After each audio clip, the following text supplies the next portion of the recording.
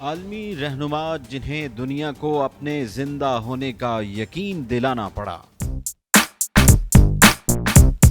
اتوار کے دن نائجیریا کے صدر محمد بحاری نے ان تمام افواہوں کی تردید کر دی جن کے مطابق وہ وفات پا چکے ہیں اور ایک سوڈانی ڈپلیکیٹ ان کی جگہ کام کر رہا ہے۔ سوشل میڈیا پر کئی مہینوں سے محمد بحاری کے بارے میں یہی اطلاع گردش کر رہی تھی کہ وہ وفات پا چکے ہیں اور ان کی جگہ ان کا ڈپلیکیٹ امور حکومت سر انجام دے رہا ہے۔ سوموار کو گیبون کے صدر علی بونگو 6 ہفتے کی علالت کے بعد عوام کے سامنے آئے۔ ان کے بارے میں بھی افواہیں تھیں کہ وہ وفات پا چکے ہیں۔ 2015 میں روسی صدر علالت کے باعث 10 دن تک عوام کی نظروں سے اوجھل رہے۔ ان کی غیر حاضری نے ان کی وفات کی افواہوں کو جنم دیا۔ ان افواہوں کی وجہ سے انہیں 10 دن بعد عوام کے سامنے آنا پڑا۔ 2012 میں شمالی کوریا کا سپریم لیڈر بننے کے بعد کم جونگ ان کے بیجنگ میں قتل ہونے کی افواہیں سامنے آئیں۔ ایک ذرائع کے مطابق یہ خبر چینی مائکرو بلاگنگ سائٹ سینا ویبیو سے پھیلی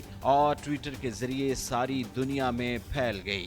کم جونگ کے سامنے آنے کے بعد ان افواہوں نے بھی دم توڑ دیا۔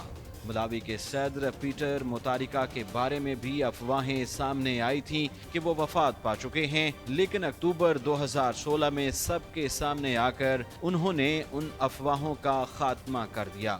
2016 میں دبئی سے واپسی پر زمبابوے کے صدر رابرٹ موگابے کے بارے میں افواہیں پھیلیں کہ ان کا جہاز میں ہی انتقال ہو گیا ہے۔ جہاز سے اترنے پر وہ اس افواہ پر ہنسے اور کہا کہ وہ واقعی ہی انتقال کر گئے ہیں، اب دوبارہ زندہ ہوئے ہیں۔ وہ جب بھی اپنے ملک میں واپس آتے ہیں وہ زندہ ہو جاتے ہیں۔